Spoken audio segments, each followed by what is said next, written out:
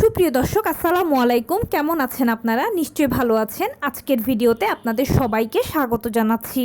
আজকে আমি আপনাদের সাথে শেয়ার করব যেসব জিনিস ঠিক থাকলে 100% নর্মাল ডেলিভারি হয়। তাহলে চলুন জেনে নেওয়া যাক সেগুলো কি কি। বাই দ্য ওয়ে, মূল ভিডিওতে যাওয়ার আগে একটা কথা বলি, আমি আমার চ্যানেলে pregnancy related, specially normal delivery related অনেক ইম্পর্টেন্ট তথ্য ভিডিও আকারে শেয়ার করে থাকি। এই তথ্যগুলো আমার পার্সোনাল এক্সপেরিয়েন্স ও আমার ডক্টরের সাজেশন থেকে নেওয়া। তাই আমার চ্যানেলটিকে যদি একবার আপনারা ভিজিট করেন, তাহলে আপনারা আপনাদের প্রশ্নাতীত মনের অনেক প্রশ্নের উত্তর পেয়ে যেতে পারেন। আমন্ত্রণ জানাবো আমার চ্যানেলটিকে একবার ভিজিট করে দেখার জন্য। এবারে চলুন মূল আলোচনায় যাওয়া যাক। আমি শুরুতেই বলেছি আজকে আলোচনা করব যেসব জিনিস ঠিক থাকলে 100% নর্মাল ডেলিভারি হয়। অনেকেই আমাকে প্রতিদিন প্রশ্ন করেন যে আপু, কি কি জিনিস ঠিক থাকতে হবে নর্মাল ডেলিভারির জন্য।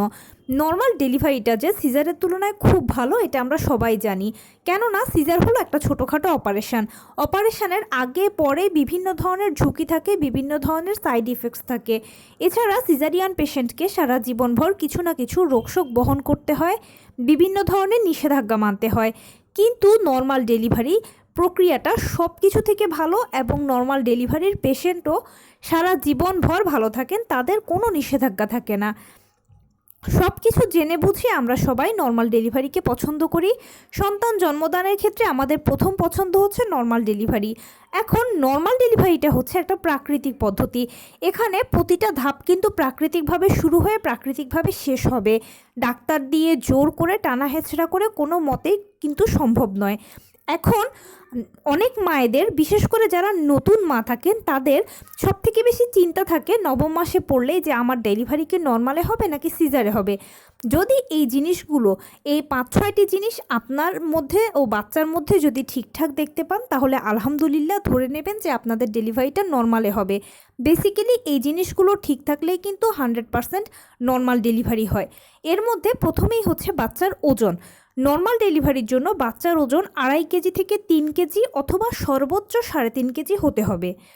দ্বিতীয় সেটা হচ্ছে গর্ভের পানি বা অ্যামনিওটিক ফ্লুইড। গর্ভের পানি বা অ্যামনিওটিক ফ্লুইড 5 থেকে 25 সেন্টিমিটারের মধ্যে হতে হবে নর্মাল ডেলিভারির জন্য। প্লাসেন্টা, বাচ্চার প্লাসেন্টা অ্যান্টেরিয়র, পোস্টেরিয়র কিংবা ফান্ডাল হলে নর্মাল ডেলিভারি হবে। এবং বাচ্চার সার্বিক সুস্থতা, বাচ্চা যদি সার্বিকভাবে সুস্থ থাকে, মানে ওর গলায় কোনো নাড়ি পেঁচানো নেই, গর্ভের ভেতরে কোনো সমস্যা নেই, ওর মোটামুটি সার্বিকভাবে সুস্থ আছে, ওর মুভমেন্ট ভালো আছে, মানে ঠিকঠাক মতো ও 24 ঘন্টার মধ্যে 10 বার নড়াচড়া করছে, সব কিছু ভালো বুঝতে পারছেন, তাহলে ঠিক আছে, আপনার বাচ্চা নর্মাল ডেলিভারির জন্য একদম পারফেক্ট আছে। এবং অবশ্যই বাচ্চার পজিশান কিন্তু নর্মাল ডেলিভারির জন্য অবশ্যই সেফালিক হতে হবে। সেফালিক পজিশানটা হচ্ছে বাচ্চার মাথাটা থাকবে আপনার যৌনাঙ্গের দিকে আর পা থাকবে বুকের দিকে, মানে হেড ডাউন পজিশান। এই পজিশানে যদি থাকে তাহলে 100% নর্মাল ডেলিভারির জন্য এই বাচ্চা প্রস্তুত। এরপরে আপনার যে বৈশিষ্ট্য থাকতে হবে সেটা হচ্ছে আপনি মোটামুটি সার্বিকভাবে সুস্থ হলেই চলবে। যেমন অনেক মায়ের থাকে ডায়াবেটিস, হাই ব্লাড প্রেশার, গল ব্লাডারের সমস্যা, কিডনির সমস্যা, হার্টের সমস্যা। এরকম যদি না হয়, মোটামুটি আপনি যদি সার্বিকভাবে সুস্থ থাকেন, তাহলে ইনশাল্লাহ নর্মাল ডেলিভারি আপনাদের হবে। আপনিও ফিট, বাচ্চাও ফিট আছেন, তার মানে নর্মালে আপনাদের ডেলিভারি হবে।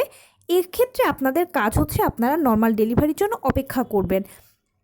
অনেকের মনে প্রশ্ন আসতে পারে যে এই জিনিসগুলো আমি জানবো কিভাবে।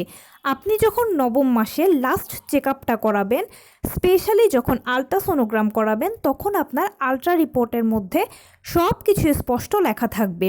অনেকে যদি বুঝতে না পারেন, তাহলে যেই ডক্টর আপনার আলট্রাসোনোগ্রাম করছেন তাকে এই 4-5টি কথা জিজ্ঞেস করে নেবেন। তখনই আপনি নিশ্চিত হতে পারবেন যে ডেলিভারিটা নর্মালে হবে। যদি নর্মাল ডেলিভারির পেশেন্ট হন, মানে সব কিছু ঠিকঠাক আছে, নর্মাল ডেলিভারি হবে, তখন সেক্ষেত্রে আপনার করণীয় হচ্ছে নিয়মিত হাঁটাচলা করা, টুকটাক কায়িক শ্রম করা, লোকোমেটটা ব্যবহার করা এবং সেই সাথে পুষ্টিকর খাবার খাওয়া। এই কাজগুলো করবেন। আর আপনি যেই ধর্মের অনুসারী হন না কেন, বেশি বেশি করে উপরওয়ালাকে ডাকবেন। সেই সাথে নিজের ভালো মন্দগুলো যথাসময়ে ডাক্তারের সাথে শেয়ার করবেন, যোগাযোগ রাখবেন, ব্যাস এতটুকুই। আর কারো যদি এটার সাথে না মিলে যায়, মানে এগুলোর মধ্যে যদি কোনো কিছুর কমতি থাকে, তখন সেক্ষেত্রে তো অবশ্যই আপনাদের সিজার লাগবে। আর আপনাদের ডাক্তারের সাথে যোগাযোগ করে কবে, কোন দিন, কখন সিজার করাতে হবে সে মতে আপনারা সিজার করাবেন। তো এই ছিল আজকের ভিডিও। কেমন লাগলো বলুন। যদি ভালো লেগে থাকে ও হেল্পফুল হয়ে থাকে তাহলে প্লিজ লাইক কমেন্ট শেয়ার করতে একদম ভুলবেন না। আর সেই সাথে আমার চ্যানেলটিকে সাবস্ক্রাইব করার বিনীত অনুরোধ রইল।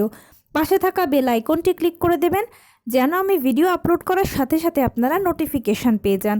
যদি কোনো প্রশ্ন থাকে কমেন্টসে জানাবেন, আমি রিপ্লাই দেব। প্লাস যদি কোনো পরামর্শ থাকে যে কোন বিষয়ের উপরে ভিডিও বানালে আপনারা উপকৃত হবেন সেটাও জানাবেন। আমি আপনাদের পছন্দের সর্বোচ্চ প্রায়োরিটি দেব। ভালো থাকবেন, সুস্থ থাকবেন। আসসালামু আলাইকুম।